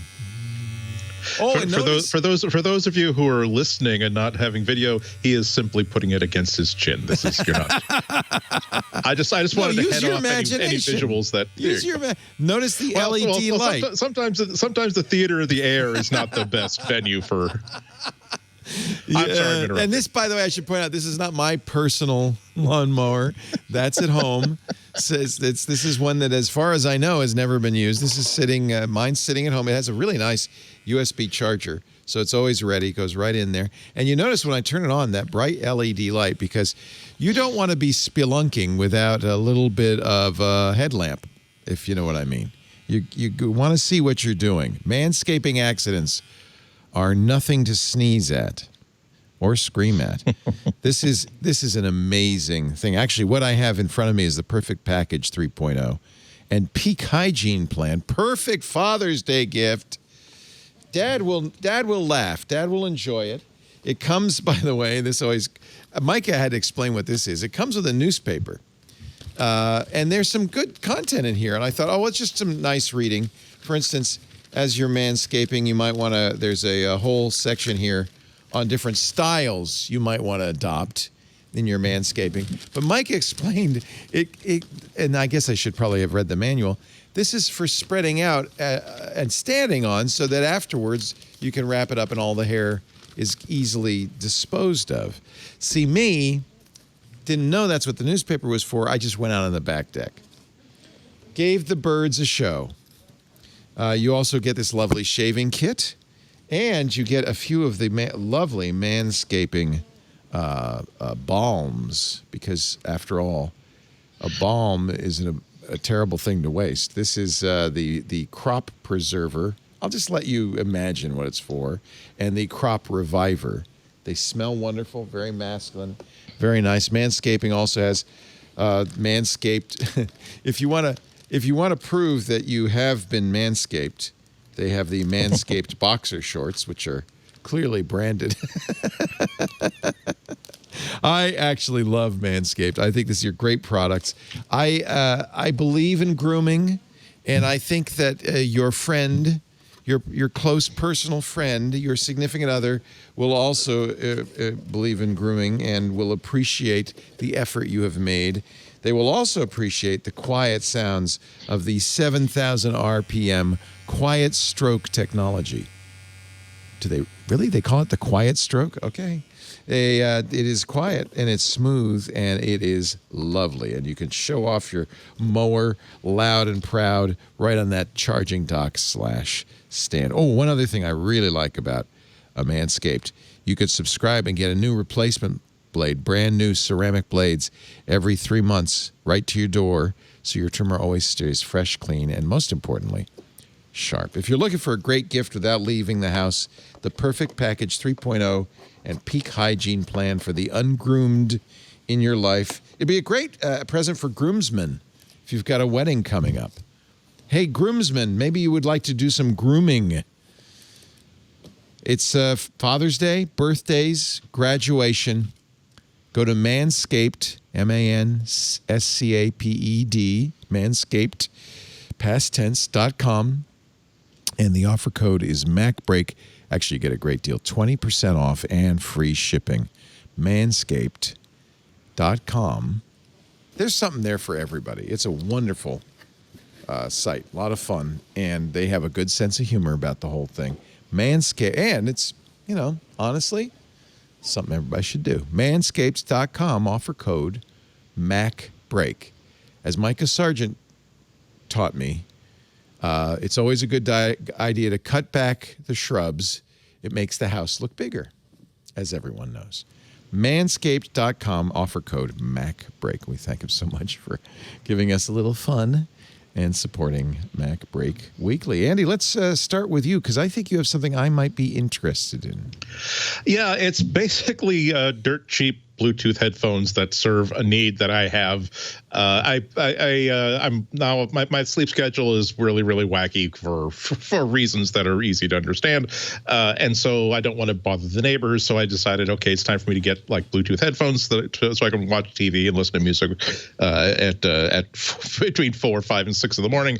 And so really what I was looking for, I just went to Amazon and I was looking for basically what is the cheapest set of headphones that ticks off a certain set of features. Like it has USB-C for the charger. Boom.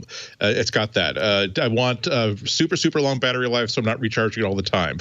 Boom. It gets about 60 hours of battery life, it says, advertised. All I know is that I'm recharging them maybe once a week, and it's perfectly good. I want controls on the ear cups so that I can do anything that I need to do, changing the volume, muting, turning things on and off. Boom. I want it to have be compatible with high-res audio. Also another checkbox. I want them to be foldable so that if I do want to travel with them, they're not going to take up a huge amount of room. Check mark off of that.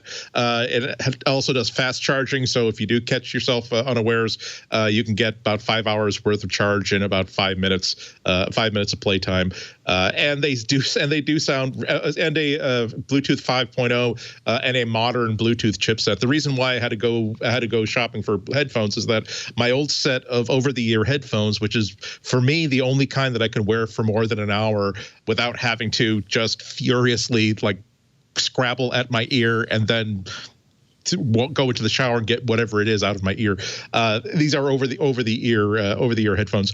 The previous set that I had, for some reason, they just kept disconnecting, like every couple of minutes, just kept disconnecting. And I think it's because they were like 5 or 6 years old. I think they were like an older version of Bluetooth and an older chipset. These were like dirt cheap. They weren't the cheapest over-the-ear Bluetooth headphones on Amazon, but they were damn close. They list for $40. There's a coupon for $5 off. Wow.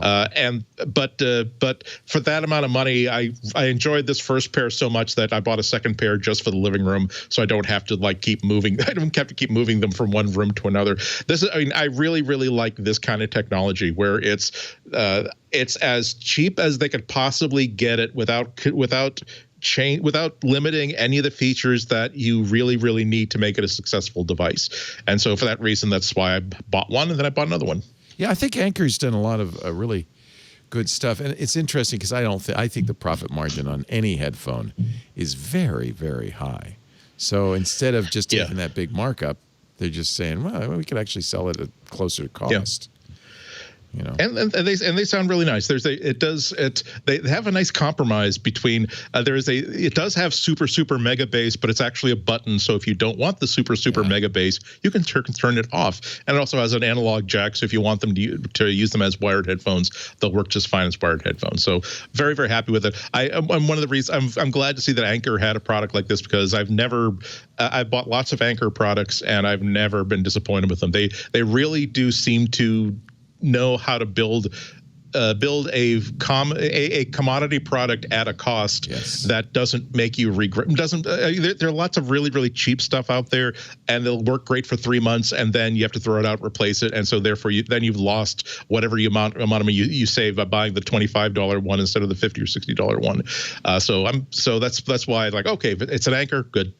We're done. Yeah, they make this Soundcore speakers. They make the in-ear earbuds too, that are very affordable. And I think very good. I think Soundcore is actually a good brand to know about. So thank you for that recommendation. Alex, Lindsay, you got a good one. I like this. Now, IGTV, is that still around? Their version? It is, I think. No, Maybe? people are still streaming. Okay. So, people are streaming to Instagram, and the problem with Instagram right now is that you can only stream with your phone. So you're stuck with your phone to you have to, so you can't really build a switcher, or you can't do graphics, you can't have real fun. So the folks at Instagram are not about fun. They're about making it a pain in the neck. So I recommend that we all download Yellow Duck. Yes. What Yellow Duck does is it takes into account there's a backdoor where you can find the direct RTMP input and stream to it. And so you can actually stream directly to you do your Instagram live from you can stream directly into the backdoor of Instagram. Now, technically, I will tell you that this is against the Anyway, this is technically against the terms of service of Instagram, but I don't know of anybody who has ever been punished for it, other than it's not the most stable connection to Instagram, not as stable as the phone. So it's technically breaking the rules, which is why I think that we all should do it. So because Instagram's policy on this is stupid. It's so like really, just flat out software, dumb. This isn't even really software. It doesn't do anything. It just gives you the RTMP URL and a stream key for that. Yeah, and then you can put it into your favorite streaming tool and use OBS to do the actual stream. Yeah, exactly. And I think that it's important that all of us should download it and consider it our little push on Instagram that they should open that up and allow us to just do RTMP streaming. So I think it's really important for all of us to download Yellow Duck and use Yellow Duck. Use Yellow Duck as often as you can, and and really just see how many streams that we can get going into Instagram Live from not from a phone. So I'm here today to promote the idea that we should all break the rules. So Yellow Duck is breaking the rules with Instagram, but it makes a much better show, and I think that they deserve it. Why not? It's free, right? It's just a simple, app to give you a code. Yeah. I wouldn't do it for a high profile event because it's against terms of service, and I have seen events get cut off or drop off for whatever reason, and they're not going to help you if it does, and it's not something that they definitely. But I don't see them closing it anytime soon because there's too many high profile people using it, so they can't really. Their hand is kind of stuck in the till because it's against the rules, but they can't close it without making some pretty important people pretty upset. So we should take advantage of that. Just thrash and push and. Out of curiosity, is there?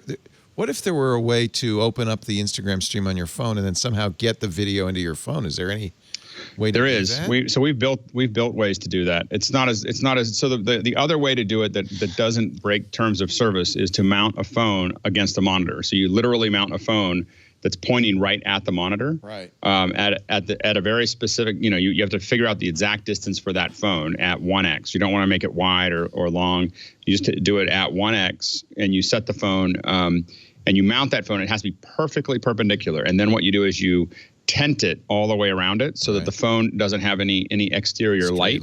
Yeah. And then when you shoot it, you won't be able to tell on Instagram that someone shot. We've done that solution for years. We started doing it with Meerkat, because Meerkat and Periscope had the same restrictions. Yeah. And so we got really good at it. And so for clients, because clients would be like, we have to, our CEO he loves to do stuff on, if you're going to do something like that, we have to do, have to do that. So we would do things that looked pretty much identical, except suddenly it looked a lot better than the phone because we were using, Super 35 cameras and switchers and graphics and everything else, but it was going through the phone. How are they doing that? Yeah, so that can be done for both. TikTok has the same issue. So you can use the phone, kind of the analog, bridge, can be done with the phone, or with TikTok and with Instagram. But Yellow Duck works with Instagram directly, so you can do that too. How is the kids' TikTok stream doing? It's been slow. The problem is that I got a job again. I was going pretty slow. I was consulting, and so. It was all fun and it was all fine and dandy, but then I got to go to work. Yeah. Well, and then it was like it was going to be a really relaxed job. It was like I'm going to work on big jobs and do all these other things. And then of course, when you're a specialist in virtual events and COVID hits, now it's 7 days a week, 12 hours a day. Really? Yeah. So it's congrats. Yeah, I mean that's good, I guess, right? Yeah. It is. I get to work on a lot of really fun jobs. So you're saying the problem is. You don't have the time to be a showbiz dad anymore. Yeah, exactly. By the way, we got. Come on, you've slept for 3 hours. Come on, drink your coffee. We got to be on set.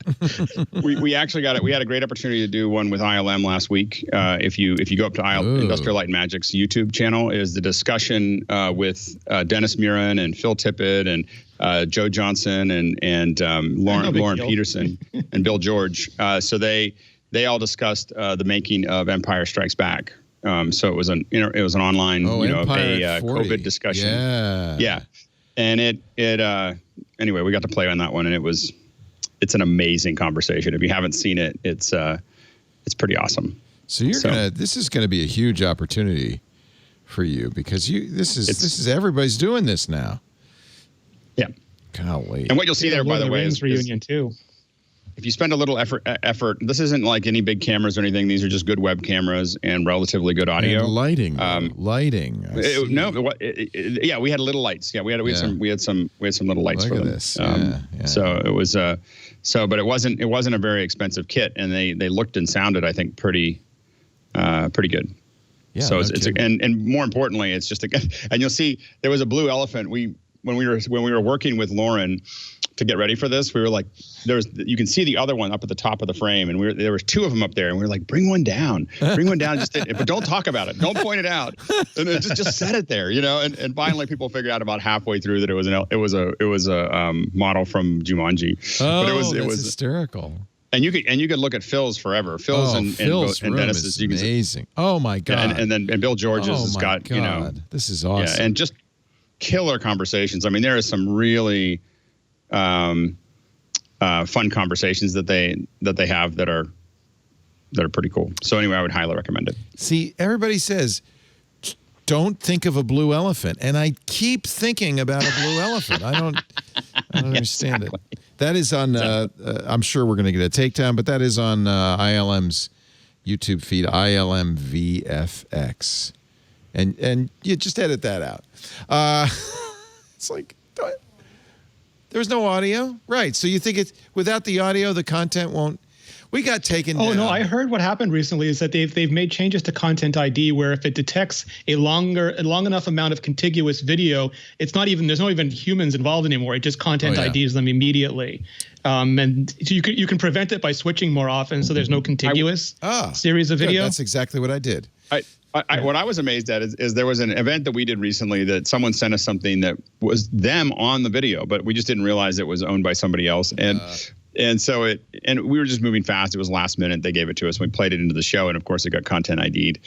And what was amazing was it says, if you'd like to fix this, you can just cut it out. And so I just said, okay, go ahead, knock it out. And the edit was actually really good.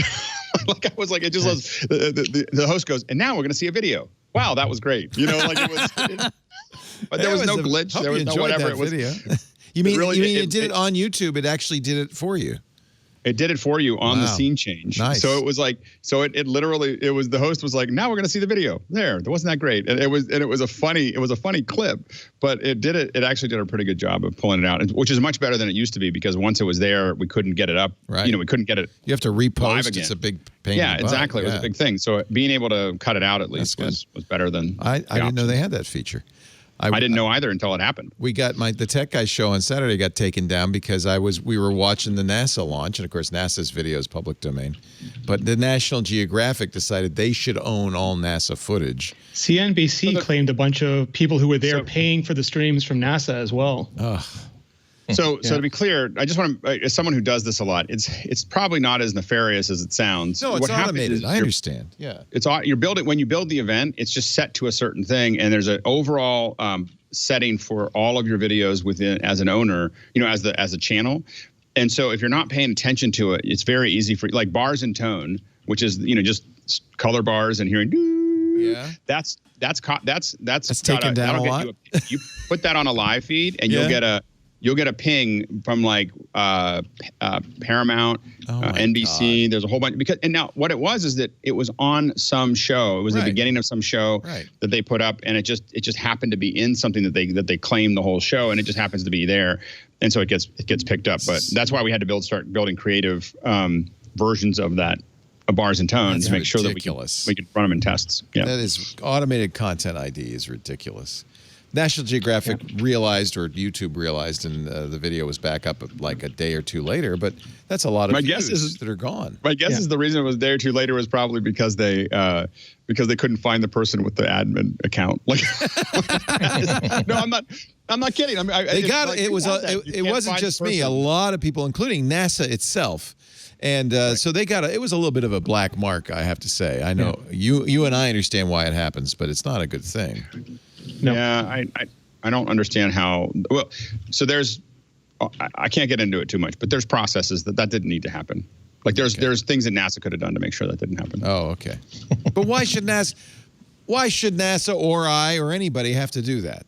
That's stupid. Well, it's non-equitable on YouTube side. Like these companies lose nothing by making just blanket requests, and there's no disincentive. I know. Things work well. Things work better for people who decide what works versus what's fair. So you just have process. We definitely have processes for high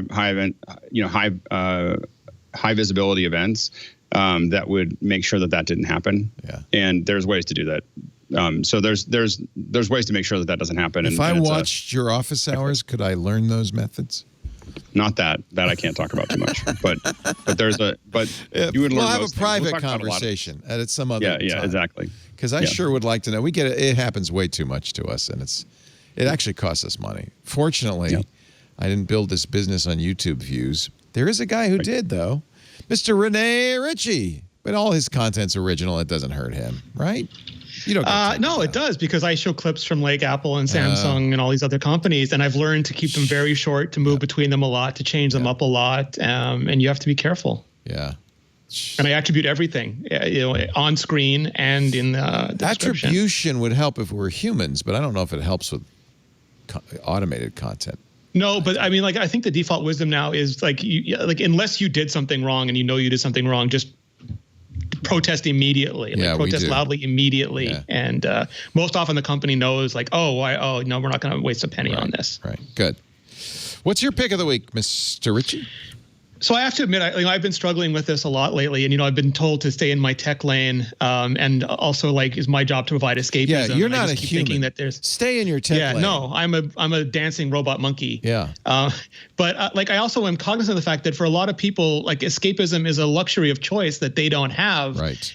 So I want to make sure that as much as I continue to do what I'm doing, because I have commitments and I have to, I have to show up and do the things that I promised to show up and do, that I'm also trying to use whatever voice I have to share other people who have much better things to say right now. And this is a Twitter video. It's not a YouTube video yet, as far as I know, but it's a Twitter video called Uncomfortable Conversations with a Black Man. And it basically just starts stepping you through almost Q&A style from his point of view, and I think it's safe to say the point of view of a lot of people, why things are the way they are from their point of view, why they feel the way they feel, the sort of struggles and challenges that they have, because a lot of people, it's so hard to get that point of view. And I think if everybody stops and thinks for a moment, there's always been some point in their life where they felt, lessened or held down. And it's only been a moment, but a lot of people deal with that every day, every moment of every day. And once you can make that empathic connection and you can actually start listening, it's incredibly educational and transformative. And he does such a great job, and he's just beginning, and I really hope he continues. But just to start off that conversation from, not everyone, certainly there are people who are problematic, but some people are just ignorant, and not in like the insulting terms way, but in the classical term, like we just don't know any better, and you can't fix anything if you don't know. And so stuff like this is just invaluable. Yep. I'm glad he did this. This is great. I'm actually watching it right now. This is really good. Rene, you are really good. Everybody should subscribe to your YouTube channel, because God knows that's a hard way to make a living. YouTube.com/Rene Ritchie. Of course, you're doing the right thing, which is you're putting out excellent content. And I think in the long run, that's how you win. YouTube.com/Rene Ritchie. He's at Rene Ritchie on Twitter. Did you retweet Emmanuel Acho's video? Yes. Yeah. So if you go to his Twitter feed, you can get that.